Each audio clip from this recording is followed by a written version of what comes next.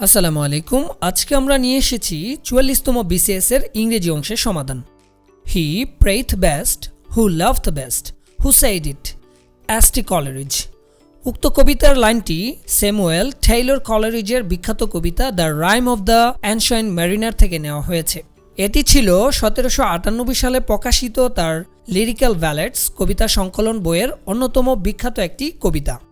The controlling sentence of a paragraph is known as topic sentence.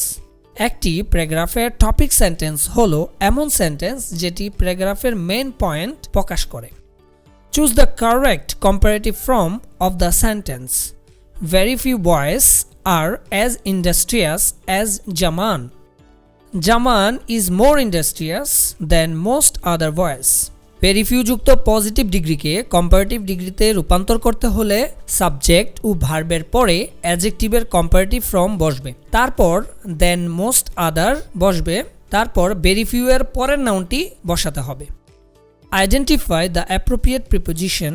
Your opinion is identical dash mine. Your opinion is identical with mine. আমরা জানি আইডেন্টিক্যালের পরে with বসে, এর অর্থ হচ্ছে সাদৃশ্য বা মিল। Paradise Lost attempt to justify the ways of God to man. Paradise Lost হল ১৬৬৭ সালে প্রকাশিত জন মিল্টনের বিখ্যাত অ্যাপিক পয়েম। এর মানে হল a long poem about the actions of a great man and women or about a Nations history. The synonym for panoramic is scenic. Panoramic শব্দটি adjective, এর অর্থ হচ্ছে দৃশ্য বা চিত্র বা দৃষ্টিনন্দন। অপরদিকে ন্যারো অর্থ হচ্ছে সংকীর্ণ বা সীমিত, লিমিটেড অর্থ সীমিত, সর্বশেষ রেস্ট্রিক্টেড অর্থ হচ্ছে সীমাবদ্ধ। তাই এখানে সঠিক উত্তর হচ্ছে cynic. The antonym for slothful is energetic. Slothful শব্দের অর্থ হচ্ছে অলস বা নিষ্ক্রিয়। এ শব্দের বিপরীত শব্দ এনার্জেটিক শব্দের অর্থ হচ্ছে শক্তিশালী। অন্যদিকে স্লাগিশ শব্দের অর্থ হচ্ছে অলস বা কুড়ে। প্লেফুল শব্দের অর্থ হচ্ছে কৌতুকপূর্ণ। কোয়ারেলসাম শব্দের অর্থ হচ্ছে ঝগড়াটে। Alexander Pope's essay on man is a poem. Alexander Pope একজন অগাস্টান পিরিয়ডের বিখ্যাত কবি। এসে অন ম্যান হচ্ছে তার সুপরিচিত একটি কবিতা। তিনি ব্যঙ্গাত্মক ও প্রহসনমূলক লেখার জন্য জনপ্রিয় ছিলেন। দ্য অক্সফোর্ড ডিকশনারি অফ কোটেশনে শেক্সপিয়ারের পর সবচেয়ে বেশি সংখ্যক কোটেশন তার লেখা থেকে নেওয়া হয়েছে। তিনিই প্রথম মহাকাব্য ইলিয়ডের ইংরেজি অনুবাদ করেন। By and large means mostly. By and large অর্থ সাধারণত, মোটের ওপর, অধিকাংশ ক্ষেত্রে। এভরিওয়্যার শব্দের অর্থ হচ্ছে সর্বত্র। ভেরি লার্জ খুব লম্বা। ফার ওয়ে বহুদূর বা অনেক দূর। Francis Bacon is an illustrious essayist. Illustrious শব্দের অর্থ হচ্ছে প্রসিদ্ধ। এখানে জানতে চাওয়া হয়েছে ফ্রান্সিস বেকন কিসের জন্য প্রসিদ্ধ। তিনি মূলত একজন অ্যাসেস্ট বা প্রবন্ধকার হিসেবে পরিচিত ছিলেন। He couldn't win but learned a lot. Which parts of speech is the word but? A conjunction. He couldn't win but learned a lot বাক্যটিতে হি কুডন্ট উইন ও he learned a lot coordinate clause দুটি but দ্বারা যুক্ত হওয়ায় বাক্যটিতে but conjunction হিসেবে ব্যবহার হয়েছে। But conjunction হিসেবে ব্যবহারের সূত্রটি হচ্ছে প্রথম বাক্য পজিটিভ প্লাস বাট প্লাস দ্বিতীয় বাক্য নেগেটিভ, অথবা প্রথম বাক্য নেগেটিভ প্লাস বাট প্লাস দ্বিতীয় বাক্য positive. Select the appropriate preposition. Are you doing anything special dash the weekend? Are you doing anything special at the weekend? The weekend এর পূর্বে at ব্যবহার করা হয়। What is the plural form of sheep? Sheep. Sheep হচ্ছে ভেড়া। এই শব্দটির plural এবং সিঙ্গুলার ফর্ম একই। Sweet are the uses of adversity is quoted from Shakespeare's as you like it. As you like it হচ্ছে ইংরেজি সাহিত্যের সম্রাট উইলিয়াম শেক্সপিয়ারের প্রখ্যাত নাটক। What is the verb form of the word ability? Enable. Ability অর্থ সক্ষমতা, এটি হচ্ছে নাউন। এর ভার্ব ফর্ম হচ্ছে ইনেবল, যার অর্থ হচ্ছে সক্ষম করা। The word equivocation refers to contradictory things in the same statement. অর্থাৎ একই বক্তব্যে দুটি পরস্পর বিরোধী বিষয়। ইকুইভোকেশন অর্থ আচরণে বা কথায় অস্পষ্টতা যার মাধ্যমে সত্য এড়াতে বা লুকাতে চেষ্টা করা হয়। Life's but a walking shadow, a poor player that starts and frets his hour upon the stage and then is heard no more. These memorable lines in Shakespearean tragedy are spoken by Macbeth. উক্তিটি Macbeth নাটকের central character ম্যাকবেথের soliloquy. Which of the following word is spelled correctly?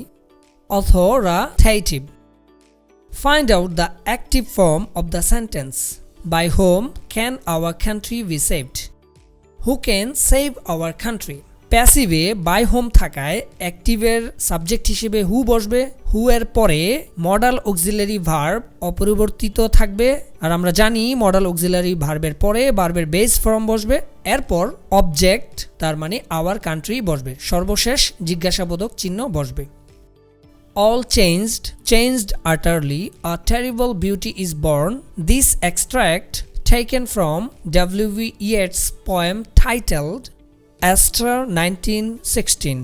উক্তিটি William Butler Yeats সংক্ষেপে W.B. ইয়েটসের আয়ারল্যান্ডের স্বাধীনতা আন্দোলন নিয়ে লেখা কবিতা এস্টার 1916 থেকে নেওয়া হয়েছে। Identify the correct passive form.